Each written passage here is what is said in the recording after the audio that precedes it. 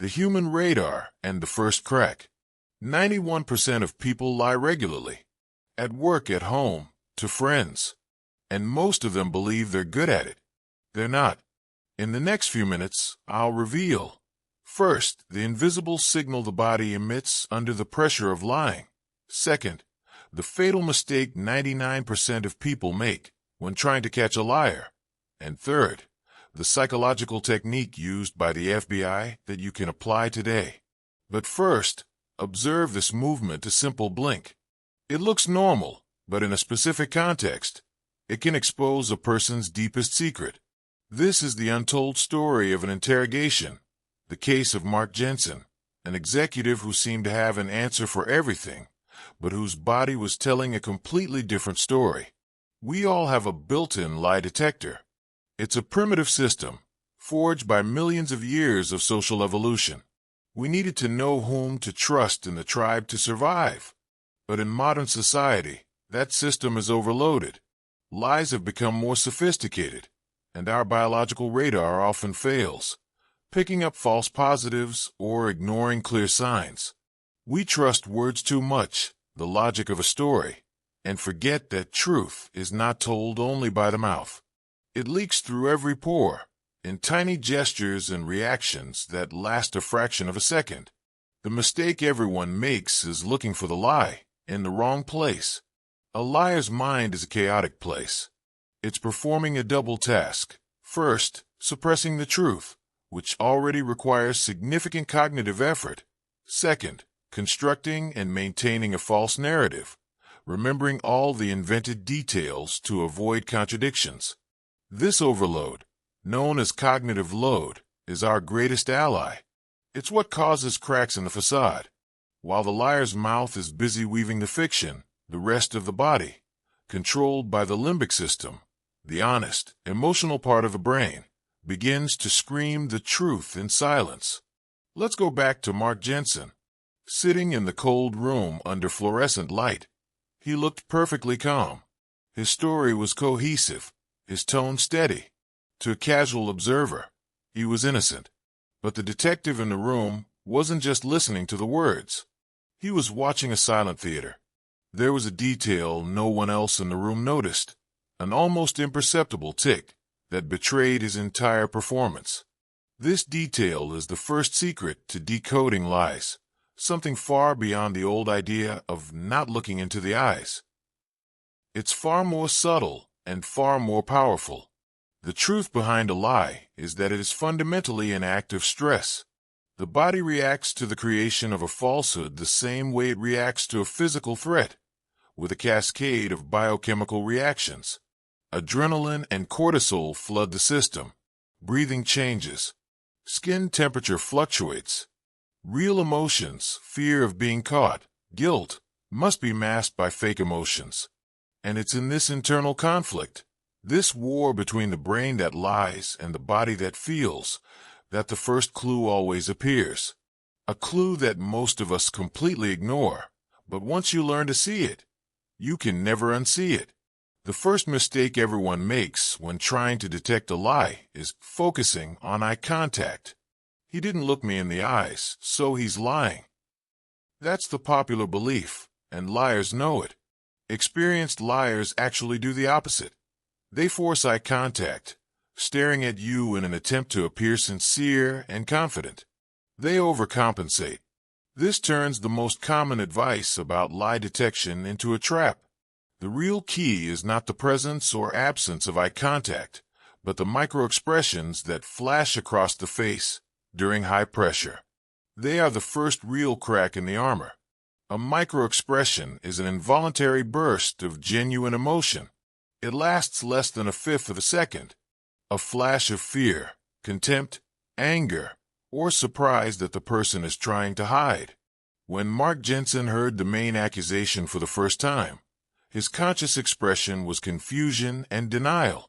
But for exactly 40 milliseconds, a flash of pure fear tightened the muscles around his lips and widened his eyes. It was so quick it was almost subliminal. But to a trained eye, it was a scream.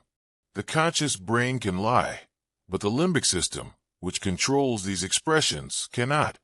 It reacts before the logical brain has time to censor it. But what do true experts look for? It's something they rarely reveal to the public, because it's the foundation of their technique. They do not look for a single sign, but for dissonance, a lack of synchrony between channels of communication. They look for incongruence. It's when a person's words say one thing, their tone says another, and their body language tells a third, completely different story. A liar can control their words, maybe even their main facial expression, but they can't control everything at once. The cognitive effort is too great. Imagine someone saying, "Yes, of course I'm comfortable with this decision," while subtly shaking their head in denial or crossing their arms tightly. The words are smoke, but the body is leaking the truth. In Mark's case, while he confidently stated his alibi, his body showed containment. His hands remained under the table, his feet firmly planted, almost as if he was holding himself back from fleeing. This rigidity was a giant red flag, a sign he was actively suppressing a natural physical reaction. Learning to see these dissonances is like learning a new language. At first, you catch isolated words, but over time, you begin to see full sentences, the grammar of body language. You notice that a smile that doesn't reach the eyes isn't real, it's a mask. You see that a shrug accompanying a statement of certainty is a glaring contradiction. It's the dissonant symphony of the body that reveals the lie, not a single off-key note. And Mark Jensen was conducting an entire orchestra of contradictions. Deepening the mystery of Mark Jensen, his calmness was the most intriguing part. Most people, even innocent ones, show signs of nervousness under interrogation. But he was an oasis of tranquility. His story was linear and consistent. Yet the dissonance was there, subtle but present. The second psychological sign, incongruence, was the key. It's the direct conflict between verbal and nonverbal messages. It's the body betraying the mind. The most common betrayal happens when gestures and words don't align. Human brains are wired for congruence. When we're happy and say, "I'm happy," our face, tone, and body reflect that emotion.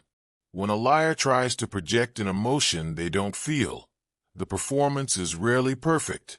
They might say, "No, I didn't do it," with a firm voice, but a hesitant hand gesture or a restless foot gives away the truth.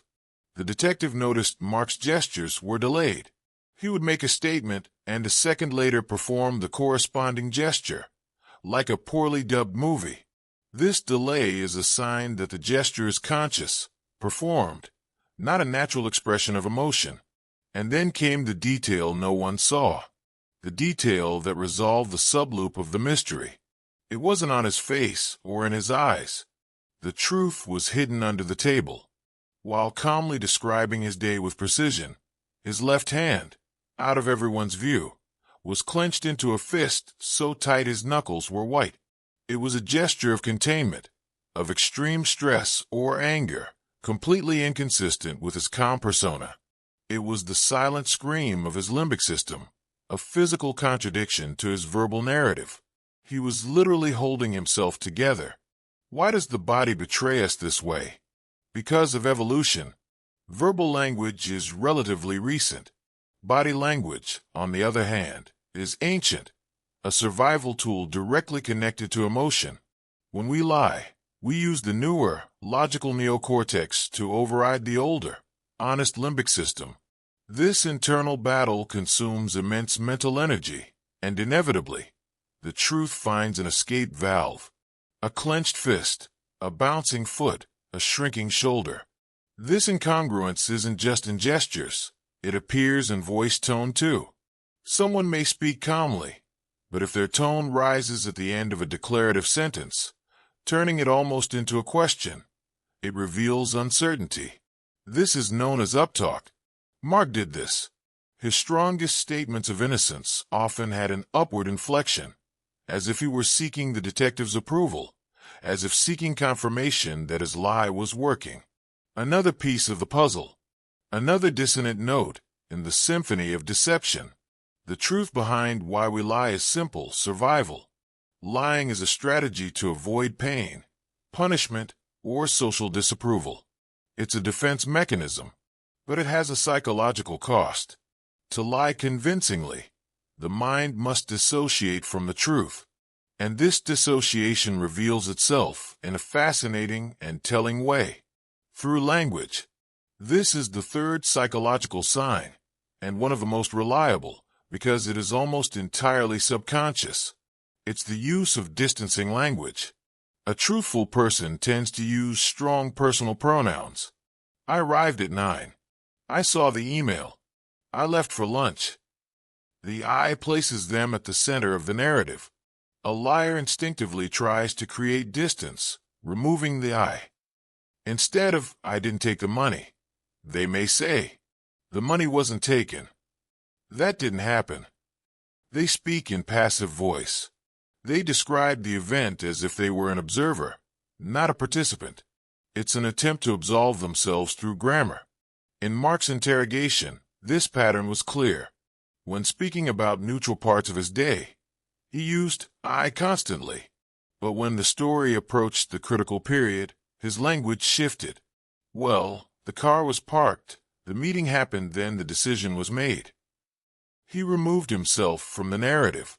This linguistic shift is a blaring alarm for a trained investigator. It's the liar's mind trying to hide in plain sight. Stop everything.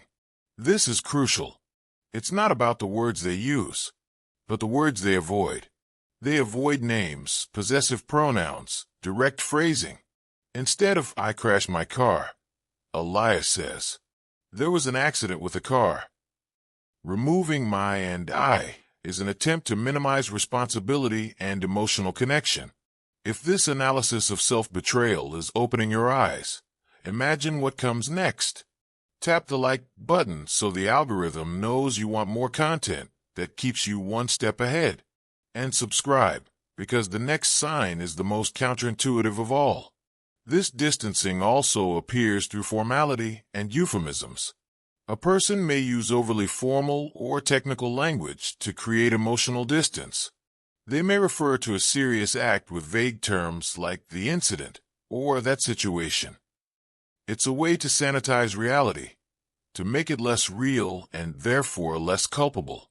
Mark referred to the fraud accusation as the accounting discrepancy. The word fraud was too direct, too real. Accounting discrepancy sounded like an honest mistake, not a crime. Word choice is never accidental under pressure. Most people believe that a story full of details is a sign of truth. It's the opposite. This is the fourth psychological sign. Excessive irrelevant details. A truthful person gives the main points. Human memory is not a video recorder. It keeps essence, not every detail. Ask someone what they had for lunch yesterday, they'll say, a sandwich. They won't remember the plate color, mustard brand, or background conversation. But a liar operates under the false belief that more details equals more credibility. They build a story from scratch, and to make the fabricated story failure-proof, they load it with unnecessary details. The song on the radio, what a random person on the street was wearing, the exact temperature. They do this because a simple, direct answer feels insufficient. They build a fortress of details to hide the empty center, the absence of truth. And this is what experts exploit. They untrust polygraphs. Polygraphs measure anxiety, not lies, and can be fooled. Experts exploit the liar's tendency to talk too much. They ask open-ended questions. They don't interrupt. They let the liar speak. They know the more a liar talks, the more details they must invent, and the more opportunities for contradiction. The fortress of details becomes a prison.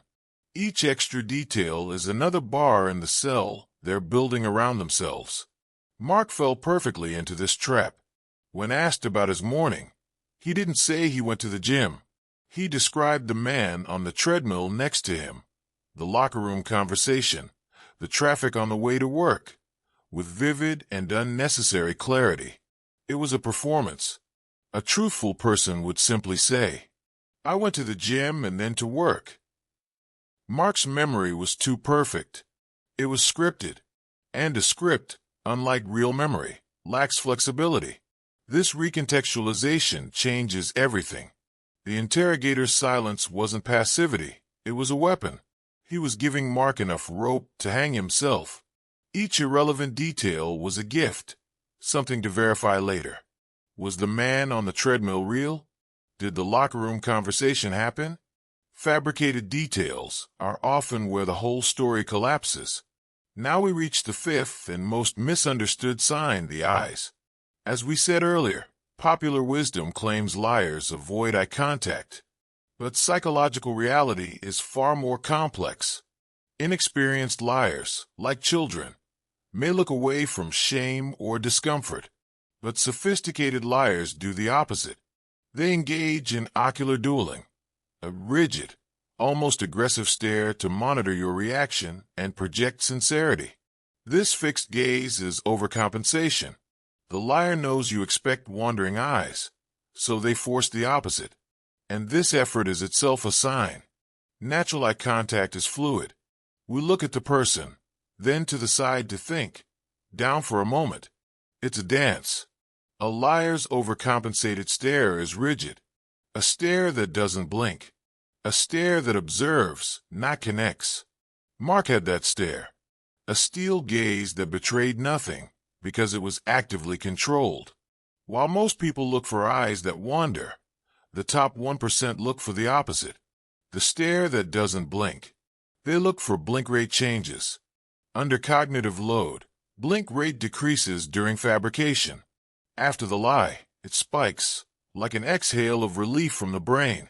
This fluctuation is nearly impossible to consciously control.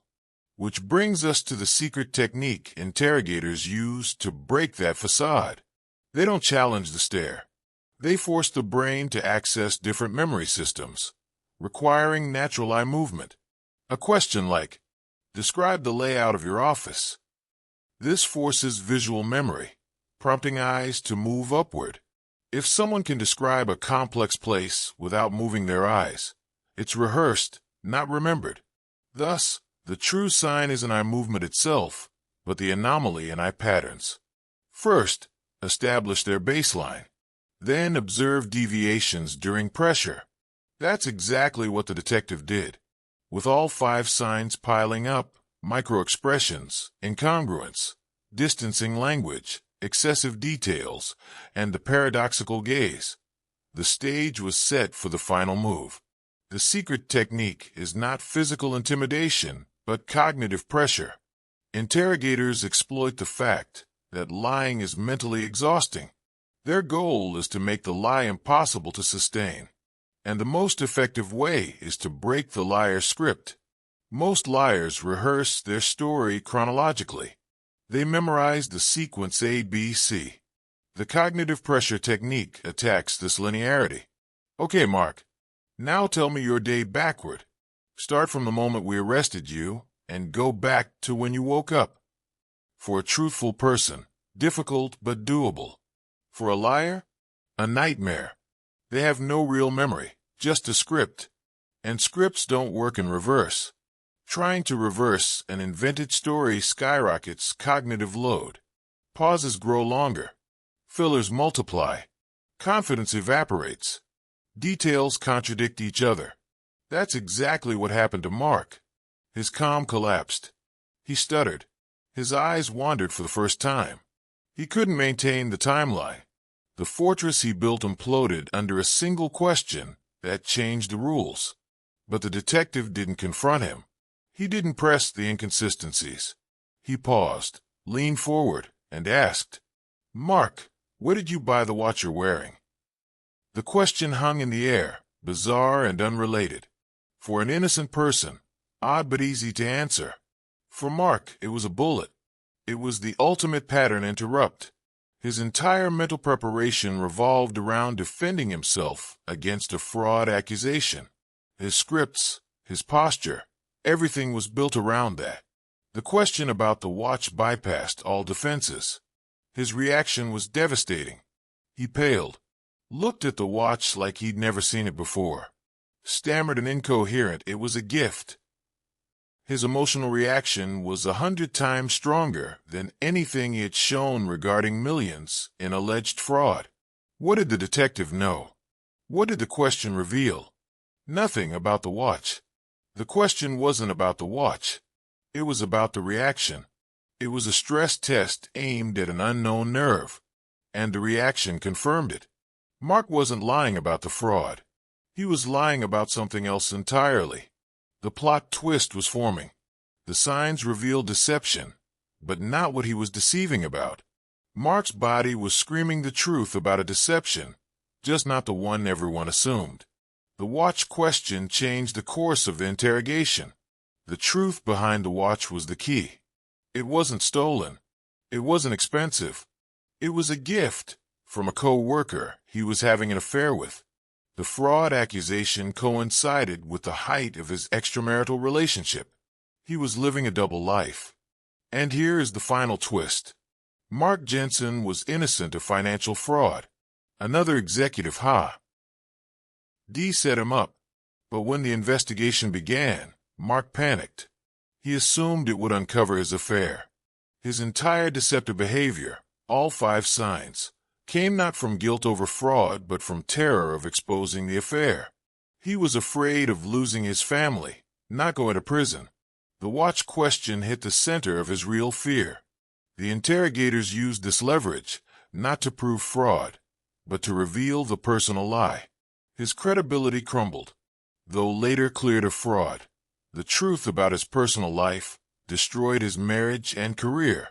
Mark Jensen's story teaches a powerful lesson. Lie detection reveals deception, not necessarily the subject of the deception. The signals are real, but interpretation can be wrong.